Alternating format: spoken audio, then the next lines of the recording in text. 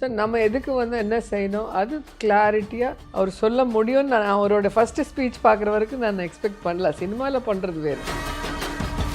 So இவர் first speech பண்ணும்போது தான் நாங்கள் பார்த்தோம், ஓஹோ இவருக்கு உள்ள ஒரு விஜய் இருக்காங்க, வெளியே இருக்கிற விஜய் சாஃப்ட்டு. ஓட்டு ஓட்டு ஓட்டு ஓட்டு ஓட்டு ஓட்டு ஓட்டு ஓட்டு வராம் பாரு வேட்டக்காரன். நார்மலாக எலெக்ஷன் எவ்வளோ கொடுப்பீங்க? எங்கள் வீட்டில் 5 பேர் இருக்காங்க, லேடிஸ் 2 பேர் இருக்காங்க, என்ன கொடுப்பீங்க? ஜென்ஸுக்கு என்ன இதுதான் நான் கேள்விப்பட்டது தவிர இந்த மாதிரி காசு பணம் இதெல்லாம் தேவையில்லை, விஜய்க்கு தான் போடணும்னு சொல்லி. விமர்சனங்களை தாண்டி, அதாவது அவங்க கொண்டு வர அறிக்கை விமர்சனங்களை தாண்டி நிறைய பர்சனல் வந்து இருக்கிறாங்க அப்படின்னு அது ரொம்ப மோசம். அதை நீங்கள் பார்ப்பீங்களா? நீங்கள் ஏன் இதெல்லாம் பர்சனல் வாழ்க்கை இருக்கிறீங்க, அது ஒரு பர்சனல் என்னைக்கா நினச்சிருக்கீங்களா? உங்களுக்கு தோணியிருக்கா? அந்த விஜய் ப்ளஸ் பாயிண்ட் வந்து அவர் ரொம்ப சைலண்ட்டாக ரொம்ப செட்டில்டாக பேசுகிறதுனால அந்த இஷ்யூனை அவர் ஃபேஸ் பண்ண முடிஞ்சது.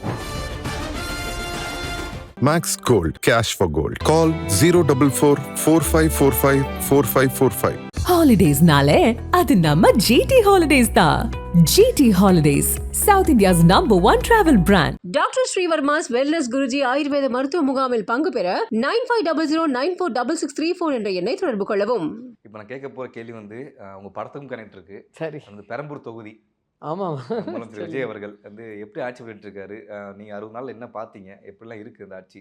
உண்மையிலே எனக்கு ரொம்ப ஷாக்கிங்காக இருந்துச்சு. ஏன்னா விஜய் சார் கூட நான் சாங் பண்ணும்போது பார்த்தேன், நிறைய பேச மாட்டார், என்ன சொல்ல ரொம்ப டாக்கிட்டிவாக இருக்க மாட்டார். அவர் தனியாக சேர் போட்டுட்டு அவர் வேலை உண்டு, அவர் வந்து ஷார்ட்டுக்கு வந்து ஷார்ட் வர நேரத்தில் ஷார்ட்டில் வந்து கலகலப்பாக இருப்பாங்க. இப்படி சைலண்ட்டாக இருக்கிறவங்க பாலிடிக்ஸில் எப்படி சக்ஸஸ் ஆவார்? சிஎம் கேண்டிடேட் ஒரு பார்ட்டி வைக்கிறாங்க, நிறைய பேசணும், நிறைய பேர் நம்மளை எவ்வளோ சொல்லுவாங்க, அதெல்லாம் எடுத்துக்கிட்டு ஜனங்களுக்கு என்ன சொல்லணுமோ அது மட்டும்தான் சொல்லணும். எல்லாத்துக்கும் கவுண்டர் கொடுக்க முடியாது இல்லையா? அவன் ரேஞ்சுக்கு நம்ம இறங்க முடியாது, அவனோ நம்ம திட்டினான்னு திருப்பி திட்ட முடியாது. ஸோ நம்ம எதுக்கு வந்து என்ன செய்யணும் அது கிளாரிட்டியாக அவர் சொல்ல முடியும்னு நான் அவரோட ஃபஸ்ட்டு ஸ்பீச் பார்க்குற வரைக்கும் நான் எக்ஸ்பெக்ட் பண்ணல. சினிமாவில் பண்ணுறது வேறு. ஏன்னா பாலகிருஷ்ணாவும் பார்த்துருக்கோம், சிரஞ்சீவி, பவன்கே எல்லாரும் பார்த்துருக்கோம். சினிமாவில் பார்த்தா அவங்க டயலாக்ஸ்க்கு எவ்வளோ ஃபேன்ஸ் இருக்காங்களோ அவங்க ஸ்டேஜ் ஏறி பேசினா அவ்வளோ கேவலமாக பேசுவாங்க, அவங்களுக்கு பேச தெரியாது. அந்த நல்லா பேசுகிறதுல ஜூனியர் என்டிஆர் நல்லா பேசுவார். அப்போது ஒரு எலெக்ஷனில் அவர் பிரச்சாரம் பண்ணியிருந்தார், அப்போ பார்த்தோம் நாங்கள். ஸோ இவர் ஃபஸ்ட்டு ஸ்பீச் பண்ணும்போது தான் நாங்கள் பார்த்தோம், ஓஹோ இவருக்கு உள்ள ஒரு விஜய் இருக்காங்க, வெளியே இருக்கிற விஜய் சாஃப்ட்டு, ஆனால் உள்ளுக்குள்ளே இருக்கிற விஜய்க்கு ஒரு கிளாரிட்டி இருக்குது.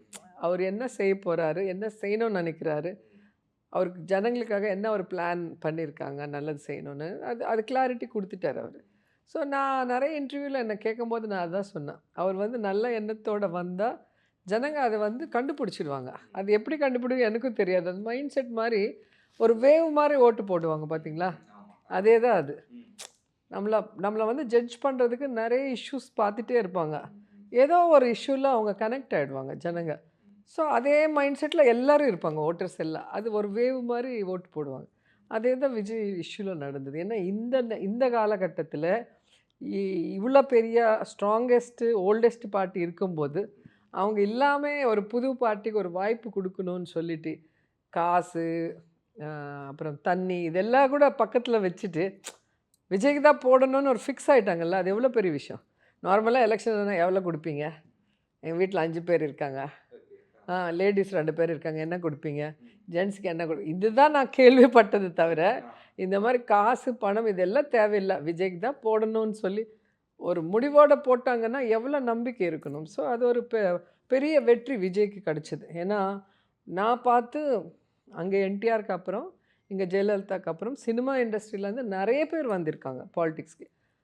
சில பேர் எம்எல்ஏ எம்பி கூட ஆக முடியல, சிஎம் ஆகிறது அது செகண்டரி. ஆனால் விஜய் ஸ்ட்ரைட்டாகவே சிஎம் ஆகிறதுங்கிறது அவரோட லைஃப்பில் ஸ்டெப் பை ஸ்டெப்பு அவங்க ஹார்ட் ஒர்க்கு, அவங்களோட பிஹேவியரு எல்லாமே ஜனங்க வந்து ஃபாலோ பண்ணியிருக்காங்க. அதனால தான் ஒரு நம்பிக்கையோடு ஓட்டு போட்டிருக்காங்க.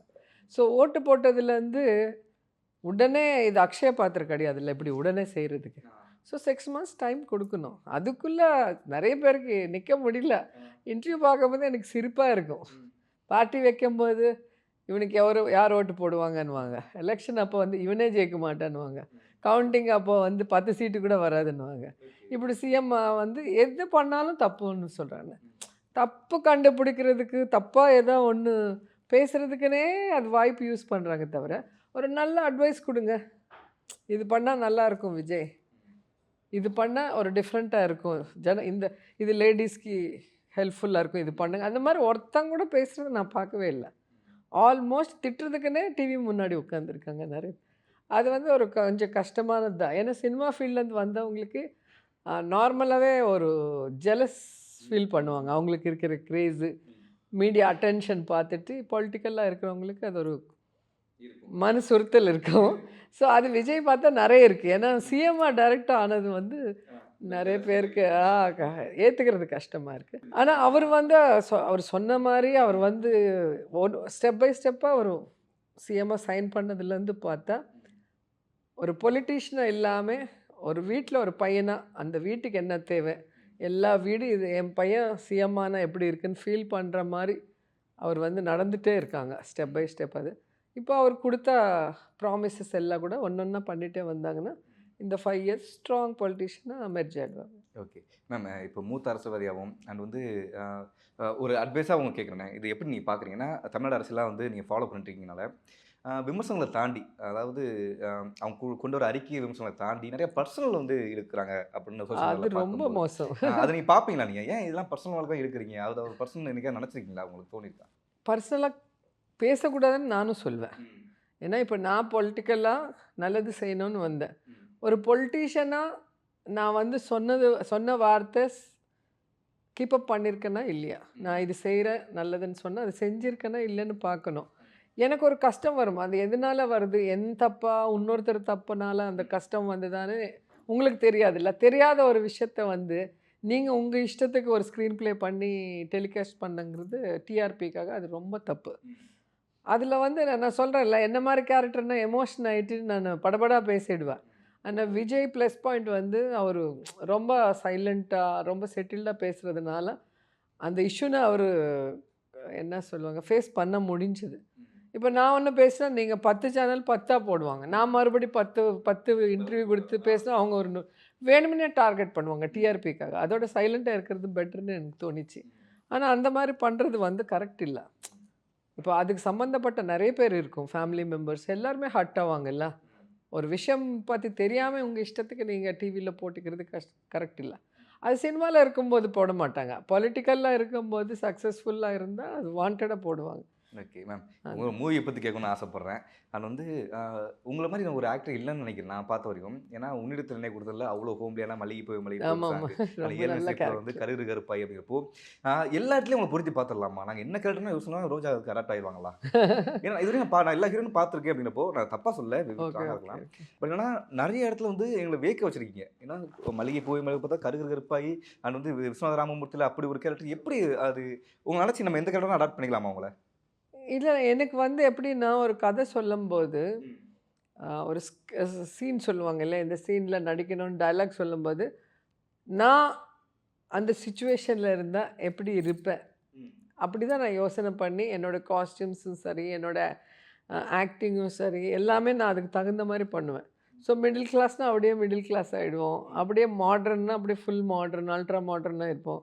வில்லேஜ் கேரக்டர் பின்கோசம் போட்டு அந்த இது போட்டு அதே மாதிரி தான் இருப்பேன். ஏன்னா அங்கே நான் ரோஜா, நான் ஒரு ஹீரோயின் அப்போ எப்படி எப்போவுமே ஃபீல் பண்ணதில்லை. அந்த கேரக்டரில் நான் அந்த சுச்சுவேஷனில் இருந்தேன் என்ன பண்ணுவேன் அதுதான் பண்ணுவேன். ஸோ அதனால் பார்க்கும்போது உங்களுக்கு அந்த கேரக்டராகவே தெரியும். இப்போ இந்த ட்ரைலர் பார்க்கும்போது சினிமா ஹீரோயின்ஸு என் ஃப்ரெண்ட்ஸு சொல்கிறாங்க, அங்கே வந்து ரோஜாவே தெரியல எனக்கு, அந்த கேரக்டர் பாரியோட அம்மாவாக தான் தெரியுது. நீ பேசும்போது உன்னோடைய பாடி லாங்குவேஜ், உன்னோடைய கோபம், உன்னோடைய அந்த பார்த்து பொண்ணு நம்ம கேஸ்ட்டு தானே, ஸோ அங்கே ரோஜா தெரியல, அந்த கேரக்டராகவே நீ தெரிகிறேன்னு சொன்னாங்க. ஸோ அதுதான் என்னோடய சக்ஸஸ் சீக்ரெட் நினைக்கிறேன் நான். மேம் இந்த ஏதோ ஒரு பாட்டு அந்த என் காதல் கேட்குங்கிற மாதிரி மாண்டேஜ் இருக்கும், எப்படி அதை ஷூட் பண்ணீங்க நீங்கள்? ஹாண்டிங்காக இருக்கும் அந்த பாட்டு கேட்டாலே ரொம்ப நல்லா இருக்கும். நாஸ்டாலஜி மெமரிஸ் தான். எப்படி ஷூட் பண்ணி அது? ஏன்னா 2 பேரும் வந்து பாடுவீங்க நடப்பீங்க இதே மாதிரி தான் போய்கிட்டு இருக்கிறப்போ, ஆனால் அந்த பாட்டு வந்து அவ்வளோ எங்கேஜ் ஆகுங்கிறப்போ எப்படி ஷூட் பண்ணீங்க? எந்த மாதிரி? நான் வந்து பிரபுதேவா சார் கூட டான்ஸ் ஆடி பார்த்துருக்கேன். அந்த மாதிரி சைலண்ட்டாக பண்ணுறது ரொம்ப கஷ்டம் ஆக்சுவலாக. அது விக்ரமன் சாருக்கு தான் தேங்க்ஸ் சொல்லணும். ஏன்னா அவ்வளோ சாஃப்டாக அப்படி பார்த்துட்டே போகிறது, நடந்துகிட்டே போகிறது, சிரிச்சுட்டே போகிறது, அந்த மாதிரி பொறுமையாக பண்ணுறது வந்து அவரோட டேஸ்ட்டுக்கு அவர் தான் சொல்லி கொடுப்பாங்க, இப்படி வேணும்னா எனக்கு அப்படி வேணும். ஸோ நீங்கள் நிறைய டான்ஸ் ஆடிருக்கீங்க, நிறைய ட்ரெஸ்ஸஸ் போட்டு, நிறைய ஜுவல்லரி போட்டு, நிறைய மேக்கப் போட்டு பண்ணி, இதில் அது எதுவுமே வேண்டாம். ஒரு நார்மல் பெண்மணி எப்படி இருக்கும் அப்படியே எனக்கு வேணும்னு சொல்ல. அந்த படம் ஃபுல்லாகவே நீங்கள் பார்த்தீங்கன்னா ரொம்ப சிம்பிளாக ஒரு பக்கத்து வீட்டு பொண்ணு மாதிரி தான் இருப்பேன் நான். ஸோ அது கிரெடிட்டு. எவ்வளோ மாண்டேஜ் எடுத்துருவாங்க மேம் உங்களை வச்சு? நீக்க சிரிக்க வச்சு நடக்க வச்சு எவ்வளோ மாண்டேஜ் எடுத்துருப்பாங்க உங்களை மட்டும்? நிறைய எடுத்திருக்காங்க. ஆனால் வேஸ்ட்டாக ஒரு ஷாட் கூட இருக்காது சார். பர்ஃபெக்ட் ஸ்க்ரீன் பிளே இருக்கும். விக்ரமன் சார், செல்வா சார்னா அது 100 எடுப்பாங்க. அப்போ லவ்ல இருந்தாங்க இல்லையா, விதவிதமாக ட்ரெஸ் நிறைய எடுப்பாங்க. ஆனால் அதில் நல்லதாக செலக்ட் பண்ணி கட் பண்ணி போடுவாங்க. சாங் பார்த்தீங்கன்னா உங்களுக்கு தெரியுமா, அதில் இது நிலா காய நேரம் அந்த ஒரு சாங்கு, அப்புறம் வந்து செலக்கு செலக்கு செய்யல அது சம்பரத்தில். ஸோ அந்த மாதிரி நிறைய ட்ரெஸ்ஸஸ் நிறைய இது பண்ணுவாங்க. இவங்க வந்து இந்த சிம்பிள் காட்டன் சாரிலோ அழகாக சிம்பிள் எக்ஸ்ப்ரெஷனோட வீட்டில் ஒரு சாங் இருக்கும். அப்புறம் நான் குழந்தையா இருந்து இப்போ வளர்ந்துருப்பேன், அம்பிகா மேம் கூட ஒரு சாங் இருக்கும். எல்லாமே மாண்டேஜ் ஷர்ட்ஸ் தான் மேக்ஸிமம் இருக்கும். Max Gold, cash for gold. Call 044 4545 4545. Holidays-nale அது நம்ம GT Holidays தான்.